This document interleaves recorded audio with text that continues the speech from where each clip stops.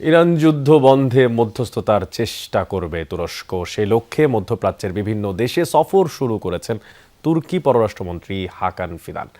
মঙ্গলবার আঙ্কারায় কানাডার পররাষ্ট্রমন্ত্রী অনিতা আনন্দের সাথে বৈঠকের পর যৌথ সংবাদ সম্মেলনে অংশ নেন তিনি। বলেন, যুদ্ধবন্ধের উপায় খোঁজার চেষ্টা করবে তুরস্ক।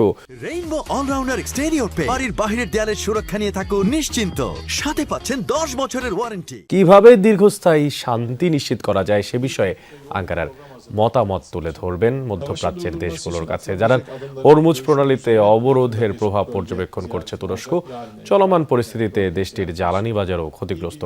আলোচনার মাধ্যমে সব সমস্যার সমাধান হবে এমন আশাবাদ করছেন তিনি।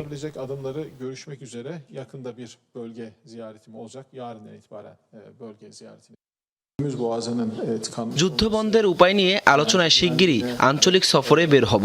আগামীকাল শুরু হতে পারে এ যাত্রা। বিভিন্ন দেশের সাথে বৈঠক করব।